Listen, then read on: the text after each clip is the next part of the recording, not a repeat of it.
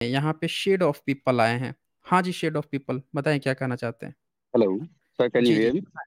या जी बताएं। सर, सबसे पहले थैंक यू सो मच। आपने जिन लेक्चर्स को दिया है उससे काफ़ी हेल्प मिली है मुझे। और मैं पिछले पास्ट 10 ईयर से मैं ट्रुथ सीकर रहा हूँ। और ओके। काफ़ी कुछ एक्सप्लोर किया मैंने स्पिरिचुअलिटी की फील्ड में भी। बट जिस ढंग से आपने हिस्ट्री को एक्सप्लोर किया है वो that is really commendable. And मेरे पास बस एक ही क्वेश्चन है, क्योंकि मैं जब से आपके लेक्चर सुन रहा हूँ मैं मोस्टली इस चीज़ को सुनता रहा हूँ कि 8th 9th या 10th सेंचुरी के बाद में ही ब्राह्मणिज्म हमें मोस्टली इंडिया में दिखाई देता है थ्रू डिफरेंट एविडेंसेस। या तो रहे आपकी पांडुलिपि या आपके स्टोन्स के ऊपर लिखे हुए अभिलेख। मैं मेरा एक डाउट है।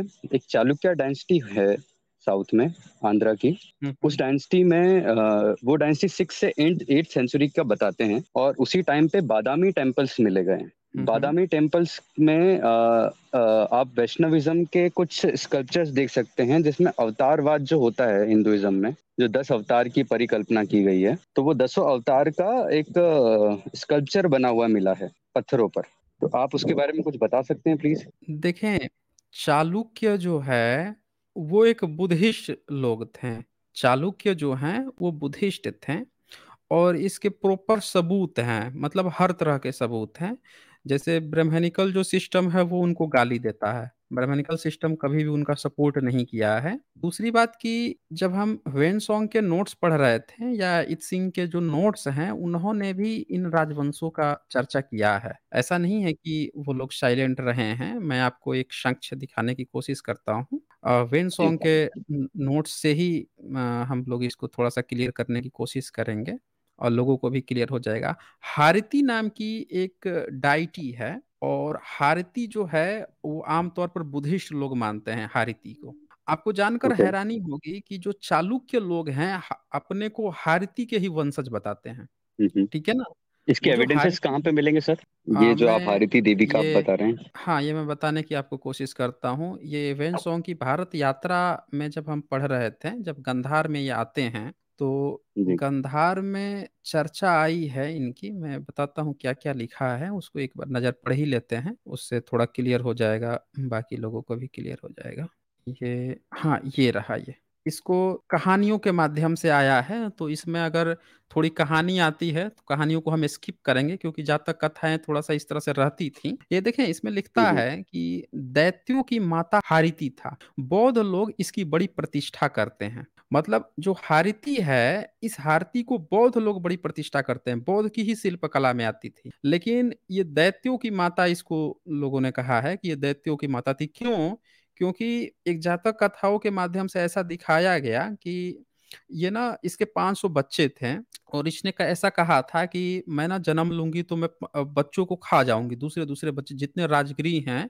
राजगिरी कहने का मतलब कि जो बिहार का जो इलाका था उन इलाकों से जोड़ा गया है कि यहाँ के हम्म। बच्चों को खा जाएगी। याक्षिनी है ये। याक्षिनी की आज भी मूर्तियां बनती है। गंधार शिल्पकला तो भरा पड़ा हुआ है। तो जब वो खाती थी तो ऐसा चर्चा आता है कि फिर बुद्धा को लोग कहते हैं कि देखें, ये तो सारे बच्चों को खा जाती है। मतलब जातक कथाएं बाद में लिखी गई हैं, अब बुद्धा को उसमें इंट्रोड्यूस किया गया है शिक्षाप्रद के लिए। तो वो क्या करते हैं, बुद्धा उसे क्या कहते हैं कि उसका एक बच्चा ले आते हैं। और वो अपने बच्चा खोजते हुए जब पहुंचती है उनके पास, तो बुद्धा कहते हैं कि अच्छा ये बताओ, तुम्हारे तो 500 बच्चे हैं, 500 बच्चे हैं। मैं कहानी है, इसको बहुत सीरियसली लेने की जरूरत नहीं जी। है। तो वो कहते हैं कि हम्म। 500 बच्चे हैं, लेकिन फिर भी एक बच्चे के लिए देखो तुम्हारा प्यार, कि उसको खोजते हुए तुम चली आई। जरा सोचो, जिनके सिर्फ एक ही दो बच्चे हैं और उनके बच्चों को तुम उठा ले जाती हो, खा जाती हो, मार देती हो, तो जरा सोचो उनको कितना दर्द होता होगा। तो जैसे उंगली माल की जो कथा है ना, उसी तरह से इसमें ये दिखाया गया। ये वेन सॉन्ग के इत्सिंग के समय में ये कहानियां प्रचलित थी। तब लोग बताते थे, जब पूछता था इत सिंह कि अच्छा ये आप लोग अपने घरों के सामने, आप मेरे ख्याल से जो दिल्ली से पश्चिम का जो इलाका होगा उधर के साइड में शायद आज भी ऐसा लोग करते होंगे।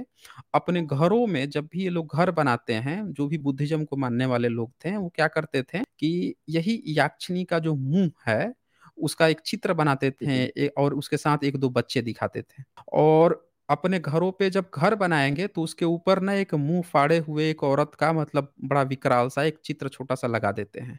शायद आज भी प्रचलित होगा। मैंने तो पूरे भारत में घूमा है, तो कई कई जगहों पे मुझे कई कई घरों में दिखे हैं। तो ये जब गंधार में था और उधर के साइड में, उसके बारे में ये कहता है। तो इसमें ये चीज लिखा हुआ है, ये देखिएगा, इसी में ये चीज आता है कि चालुक्य जो हैं, ये लिखता है यहाँ जी। पे, याक्षनी रसोई घर के निकट दीवार पर याक्षनी का चित्र बालक लिए हुए बना हुआ है, और नीचे सामने की भूमि पर कहीं 5 और कहीं दूसरे बालकों के चित्र बने हुए हैं।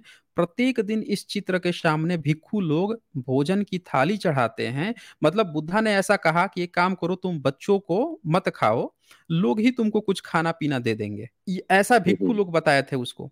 तो चारों देवराज उपासकों में इस स्त्री का प्रभाव विशेष है। रोगी और निसंतान पुरुष अपनी कामना के लिए इसे भोजन भेंट करते हैं। चालुक्य तथा दक्षिण के अन्य राज परिवार वाले अपने को हारिती का वंशज बताते हैं। हारिती का यह संपूर्ण ओके। वृत्तांत इत्सिंग ने ताम्रलिप्त देश के वराह मंदिर में बने हुए उसके चित्र पर लिखा है।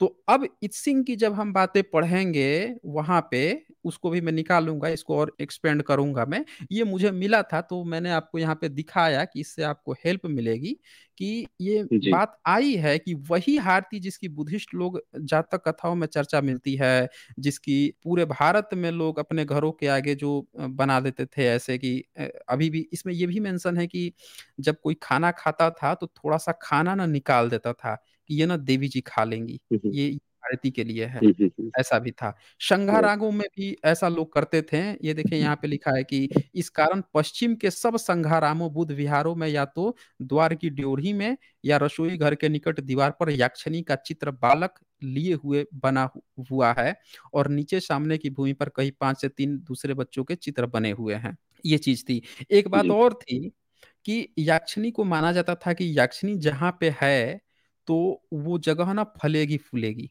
समझ रहे ना। ओके। वो फसलों की देवी भी मानी जाती थी याक्षनी, कि फसलों की देवी है, फसल भी लहलहाएगा, अगर इसको हम खाना पीना देंगे ये खुश रहेगी तो पूरा ये लहलहाएगा। तो ये बौद्धों में ये मान्यता प्रचलित थी। और नीचे ये लिखता है कि चालुक्य और दक्षिण के अन्य राज्य परिवार अपने को हारती का ही वंशज बताते हैं। तो आपको क्या लगता है मतलब फिर। जी, मैंने एक लिंक शेयर करी है ये विकिपीडिया की। एक्चुअली इसमें जो दशावतार हैं, दशावतार में बेसिकली वराह अवतार, मत्स्य और ये जितने भी अवतार होते हैं जो वैष्णविज्म में मिलते हैं, राइट। नहीं नहीं और नहीं नहीं नहीं नहीं, अभी तक मैंने एक जितने। एक मिनट, एक मिनट, एक मिनट। जी। मैं लिंक लिंक क्लिक करना छोड़ दिया है मैंने। मुझे स्पेशल सजेशन मिले हैं, सॉरी, कोई ये भी लिंक आप विकिपीडिया की, शेयर ये, करेंगे। हाँ हाँ, कल ही मैंने वो देखा था आपका, हाँ। लाइव देखा था। जी जी, आप लिंक में मत करिए और क्लिक। बट ये और विकिपीडिया में आप दशावतार अगर आप सर्च करेंगे तो यहाँ पे आपको एक वॉल पे ये स्कल्पचर बना हुआ है जिसमें दसों अवतार दिख रहे हैं, जिसमें वराह अवतार भी दिख वो- रहा है, मत्स्य अवतार भी दिख रहा है, नृसिंह अवतार हम्म दिख रहा है, ऐसे पूरे दसों अवतार दिख रहे हैं और नीचे विष्णु जी बुद्धिस्ट के लेटे हुए हैं, हैं। वो बुद्धिस्ट के तो हैं, मैं वो वही विष्णु आपसे जी जानना चाह नहीं रहा हूँ है। कि हाँ हाँ, मैं बता या रहा हूँ कैसे, मैं बता रहा हूँ कैसे। ये सुनिए, इसी में जी। नीचे देखिए क्या लिखा है कि चालुक्य तथा दक्षिण के अन्य राज परिवार वाले अपने को हारती का वंशज बतलाते हैं। हारती का यह संपूर्ण वृत्तांत इत्सिंग ने ताम्रलिप्त देश के वराह मंदिर में बने हुए उनके चित्र पर लिखा है। मतलब वराह जो मंदिर है ये किसका है, तो चालुक्य लोगों ने बनाया था। चालुक्य लोगों का ये वराह जी। है। और ये वही लोग हारती को मानते थे, वंशज बताते थे। और हारती जो है वो बुद्धिस्टों की थी, यानी चालुक्य भी जी। बुद्धिस्ट थे और वो बुद्धिस्ट शिल्प कला है। जी। ये जितने तो भी जो 10 अवतार दिखाए जा रहे हैं या आज के डेट में जितने भी शिल्प कला है, ये सारी की सारी बुद्धिज्म की है, ब्राह्मणिज्म का इसका रत्ती भर लेना देना नहीं है। बस उनके मतलब अलग है।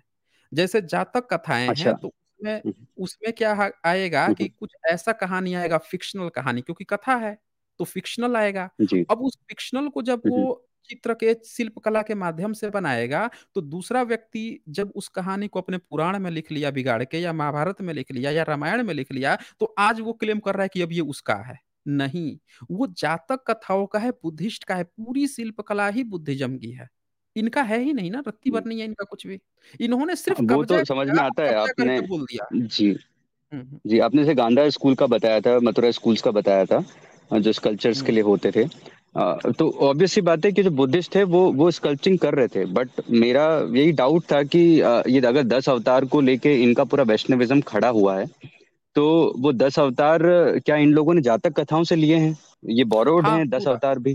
पूरा, पूरा, जी, तो पूरा। ये अवतारवाद देखिए क्या ना, मतलब किस टाइप ये से देखिए, एक्सप्लेन करते हैं जातक कथाओं ये में या ये बुद्धिज्म में? जी। ये देखिए, ये क्या लिखा है। हुँ, हारती का यह संपूर्ण वृत्तांत इत्सिंग ने ताम्रलिप्त हुँ, देश के वराह मंदिर में बने हुए उसके चित्र पर लिखा है। संभव है यह मंदिर चालुक्य लोगों का बनवाया हुआ है, क्योंकि वराह इन लोगों का मुख्य निशान था। तो वराह जो है चालुक्य लोगों का ही था। हारती को जी। अपना पूर्वज मानते थे। हारती बुद्धिस्ट की डाइटी थी। हुँ, हुँ, हुँ, बुद्धिस्ट हुँ। लोग अपने राइट, राइट। खाने पीने और अपने घरों पे चीजें बना रहे थे, तो बराह भी बुद्धिस्ट लोगों का था। और चूंकि हुँ, चालुक्य हुँ। थोड़े लेट बुद्धिज्म के हैं ना, उत्तरवर्ती बुद्धिज्म के हैं, तो आप ये राइट। समझिए कि उत्तरवर्ती बुद्धिस्ट के लोग ये सारी चीजें बना रहे थे। ब्राह्मणिज्म का रत्ती भर लेना देना नहीं है। बस वो उसका तो बस चले, तो कोरोना को भी माता कह दे रहा है, संतोषी को माता कह दिया। अरे ये जो चेचक जी, जी। निकलता है उसको छोटी माता बड़ी माता बना दिया। वो तो बस कब्जा कर रहा है, राइट। वो उसको कहीं से कुछ मिल हुँ, हुँ। जाए। ये पूरा का हुँ, हुँ, पूरा हुँ, हुँ। शिल्पकला, भारत का इतिहास ही बुद्धिज्म का है। जी। जी। ये महायान के ऊपर अगर आप थोड़ा-सा एक्सप्लेन कर सकें इन जातक कथाओं को। पहले भी आपने एक टॉक में ये चीज़ कही थी कि आप इसे एक्सप्लेन करेंगे, कुछ जातक कथाओं को लेके आएँगे ताकि हम पुराणों का ओरिजिन जो है, वो थोड़ा समझ हम्म। सकें कि कहाँ से इन लोगों ने मतलब उसके ऊपर ऑब्वियस सी बात है इन लोगों ने काफ़ी इम्प्योर किया है उन स्टोरीज़ को और वो स्टोरीज़ वो मीन नहीं करती जो ये मीन करवा रहे हैं। तो आप अगर हम्म। हो सके तो प्लीज़ आने वाले लेक्चर्स में उनके ऊपर भी हाँ, थोड़ा काम करिएगा प्लीज़। और ले थैंक यू आऊंगा सो मैं, मच सर ले आऊंगा। जी, जी। सर आपके लेक्चर से बहुत हेल्प मिली है। बहुत सारे डाउट्स क्लियर हुए हैं और आपने इतने कंसाइज़ मैनर में सारी बातों को रखा है, ऐसा मुझे नहीं लगता है कि आज के टाइम में कोई भी रख रहा है। Thank you so much sir. Okay, शुक्रिया, शुक्रिया आपका, shade of people. Arvind Kumar ji यहाँ लिखते हैं, हम भारतीय झूठी महानता, झूठी प्रतिष्ठा, झूठे ज्ञान, झूठी नैतिकता, झूठी धार्मिकता और झूठी आध्यात्मिकता के असली वारिस हैं।